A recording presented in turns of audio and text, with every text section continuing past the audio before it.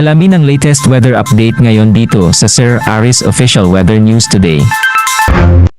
Makikita natin dito sa ating latest satellite images itong mga makakapal na kaulapan na kasalukuyang nakakaapekto dito sa extreme northern Luzon ay ang patuloy nga na pag-iral itong isang frontal system sa nabanggit na lugar. Ang frontal system ay ang boundary o yung pagitan ng mainit at malamig na hangin.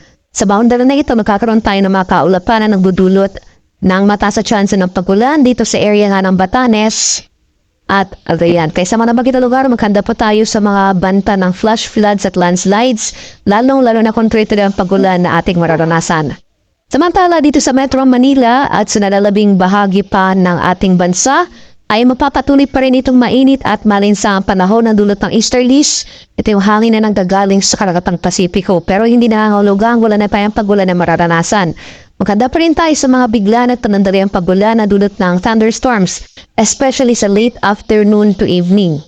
At sa kasalukuyan, wala pa naman tayong binabantay ng low pressure area o namang sama ng panahon sa loob at labas ng ating par na maaaring makaapekto sa ating bansa sa mga susunod na araw.